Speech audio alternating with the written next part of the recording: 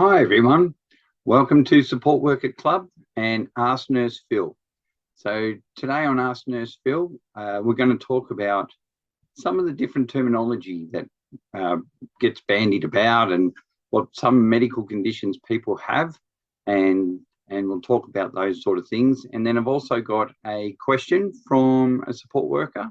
So if you do have any questions, send them in. So welcome to today. At the club, we're here to provide you with education. We do coaching, and it's also a community where you all talk and interact and get together, which is fantastic. So we love seeing it. At the moment, we've got about 200 members. We're a bit over 200 members, which is fantastic and growing all the time. So if you want to get some good education and you've got friends or other people you know in the industry that want to become really good support workers, get them to jump on and join the Support Worker Club, where we're willing to help you out and make sure that you give the best quality care possible. Things that we've got in here, and when you go through, is you'll see we have these really cool micro courses. So you can help develop your leadership skills, you can help develop your caring skills, and learn how to talk and communicate with your clients as well. So it's really cool stuff. With the Ask Nurse Phill's part, it's talking to me or our experienced nurses with any of your questions. So we've got a question up later, so we'll get that out and we'll talk about how that works. So there's a lot of good stuff and a lot of good value there. So today I want to talk about what's some of the terminology that we use when we're with our clients, and I see it a lot in, like, we get the reports from different healthcare professionals and they use these big words sometimes, and it's like, what are those words and what do they actually mean for the client, and what does it mean for me when I'm looking after my client? Because that's the most important thing, because if you don't know what it is, you don't know how to look after your client with that problem or what device they have in them. So it's really good to understand those sort of things. So let's kick it off. Now, we do see it a bit. It's called a suprapubic catheter. So a suprapubic catheter is a tube that goes into the bladder, but it doesn't go through the urethra. So it doesn't go in the urethra like the usual way. It actually goes through when the doctor pierces the stomach, or really it's like, we call it lower abdomen, and they pierce the stomach and put a tube into the bladder directly through the stomach. And so we make a bit of a hole. So I've got a bit of a whiteboard here. Let me bring it up for you so we can show you. So I'll put that up there so we can see. So if I draw someone's stomach, so if I draw a bit of a stomach here, it's a bit bigger than normal. And say your belly button's there, and then their legs come down here. Okay, so there's the legs sort of thing. So they normally do, there's a bone here. So if you think there's a bone here, and that bone's called your pubic bone. So underneath your skin, if you press down, so if you press your belly button and press all the way down, you'll feel this big hard part, and that's a big bone that goes across. That's your pubic bone. So when the doctors say, and you see the word supra, that means above. So that means it's above, okay? And then what the supra is above what? The pubic, because that's the pubic bone. So it sits above that. So that's why it's called suprapubic. So above here, your bladder sits about here and comes down there, about like that, okay? So when the doctor goes and inserts the catheter, what they're inserting it in is in the bladder through the skin here. So they'll make a little hole through there, and that tracks inside, and then the catheter gets passed from the outside where your stomach is inside into the bladder so it can drain the urine. So that's what a suprapubic catheter is. So a suprapubic catheter is usually put in because there's a problem either with the person being able to pass urine through the urethra, so to be able to pass urine down the tube, or there's some like a nerve problem. There's usually a nerve problem that's going on that affects it. The bladder isn't understanding when it's full and when it's empty, and then they need to put a catheter in so it drains out urine all the time. So there's a few things there. I just wanted to explain what a suprapubic catheter is. So supra means above, so we're going above the pubic bone, and then pubic, because that's the bone that we're going above, and it's a catheter, so suprapubic catheter. So you'll see it written as an SPC. So if you see it written as an SPC, that's what you're looking at. That's a suprapubic catheter. So that's one of the first terms, because when we do our workshops, in our mandatory workshops and our catheter workshops, that's one of the big questions that comes up. What is a suprapubic catheter? I wanted to do that one for you. Now the next one, let me just get my rubber. We'll rub that all out. Okay. The next one, this is always a fun. This one's a fun one. Always get this one. Is people go, oh, they're getting hyper. They're going hyper. Hypo. They're going hypo on me. And it's like, hypo? What do you mean hypo? Oh, you know, they're really excited. They're jumping up and down. They're all getting funky. And you're like, it's not hypo, because hypo means something different. So I want to explain what the difference is. So people thinking, oh, they're getting hypo. What's going on? You know, they're all agitated. They're all excited, bouncing off walls. No, it's not that at all. So I'll show you what that is. So, and it's very similar to another word. So hypo, if we do hypo, and I'll do the O big so you can see. Okay, so we've got hypo. So see the O there? Big distinction, this part. Hypo means going down, low, all right? So if someone's hypo, whatever it is, or their thing's hypo, means there's not enough of it. It's very low, okay? It's like with blood pressure. If we say you've got hypotension means that the blood pressure is very low. So that's what that means. The alternative to hypo is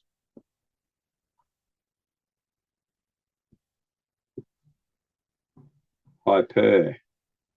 So hyper, see the difference is just the ER compared to the O. That's the only difference, but they're very different things. So it's really tricky, and you need to look out for these two. So hyper means it's high, it's going above. So hyper. So with hypo, we're going low.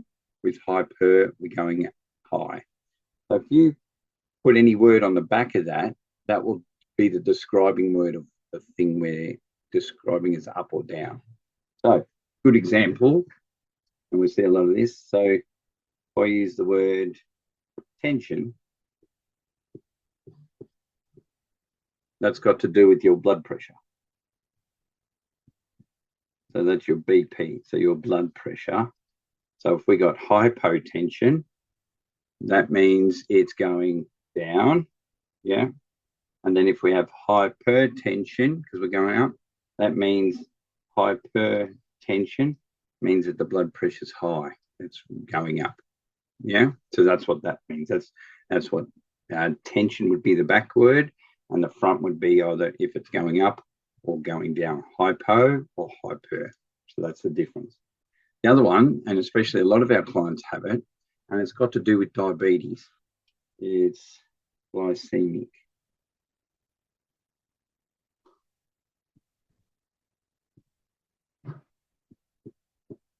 So we can have hypoglycemic. So this is glucose in the blood, and glycemia. So that's glucose in the blood. So what is the glucose in the blood doing? So we want to know. That's why we do a blood glucose level. So we do a BGL. So we do a BGL there, because we want to know what the glucose in the blood is doing. Now, if it's low, in a low range, we say it's hypoglycemic. So we go hypo with the O, glycemic. So that means that the blood glucose level is low. If the blood glucose level was high, we call it hyperglycemic. All right. Really important to emphasize you're either saying O or Very important difference.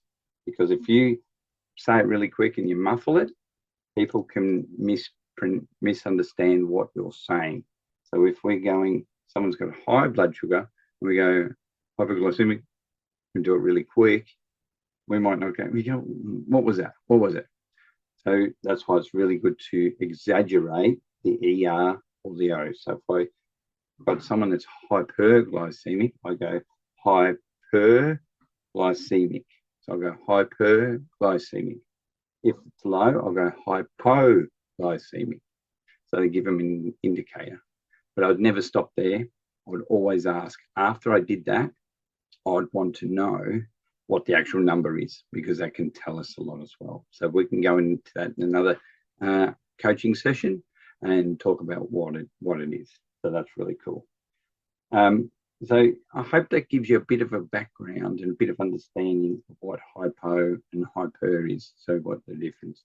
So when people say to you and go, oh, they're going hypo, you go, oh, they're not really doing that. They might be excitable. There's other words we can use to describe someone in an elevated state. So they've got an elevated mood, they're excitable, they're restless, they're all these other things. Because when we use the word hypo, we're actually talking about something that's low or underneath, all right? Or hyper means something that's really high.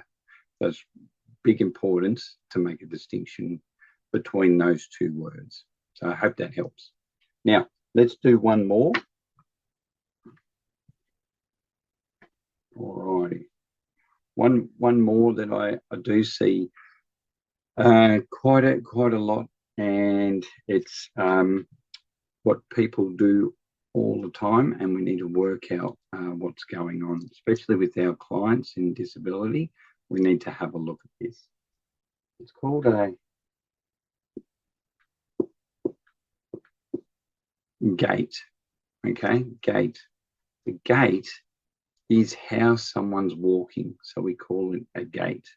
So if they've got a gait that's they're dragging one foot, or they've got a funny waddle to their walk, we all call it a gait. There'll be different words that come in front of it, and we can talk about that another time. But when you're looking at someone's walking, we're talking about a gait. So I've seen a lot in the GP letters and a lot of the healthcare professional letters, especially physios. When you look at their reports and you're trying to decipher what some of these words are, what are they talking about? And you see the word gait, you go, what's that word mean? That means that we're looking at how someone walks, so how they're able to take steps, and does it look like they're walking in a normal pattern, or they might have, leaning to one side, they might be leaning forward. You'll see people with certain neurological disorders that they'll be on their toes, so they won't even put their heels on the ground. You'll see them walking on their toes. And so they're all different sorts of gait, because it's in different ways they walk, different walking patterns. So that's a really good one to know. And it's really interesting to learn the different types of gaits and some of the different conditions. So with someone with Parkinson's, they have a very distinct way they walk. So we call it a Parkinson's gait. So the way they walk is very distinct. So you can have a look and go, oh, is that the way they're walking? So that gives you a bit of a clue on what's going on inside their brain and their body. So it can help. Someone that's had a stroke, or they've lost function down one side, so we call that hemiparesis. But what we need to do is put that word hemiplegia in front of gait, and we call it a hemiplegic gait. because they are not able to walk with both feet working properly. They sort of drag one foot around and their toe sort of scrapes the ground like in a bit of a circle pattern. So that's called that. So you'll see when you get the physios and the doctor's reports that they'll have this word gait in it, and that's what it means. What are we doing for a gait? So there you go. There's 3 really good terms that we use every day and that we see every day with our clients. That's good to know. So hope you really enjoyed it. Now, I just want to talk about, I've got an Ask Nurse Phill question. So let me put this down. I'll just put that down. So one of the real good things we love about the club is being able to answer your questions. So send them in anytime, fire them in, because we really want to help you out and help you understand so you can look after your clients better. So I've got a really cool question. I'll just read it off my phone here. So, and just get it off here. Now,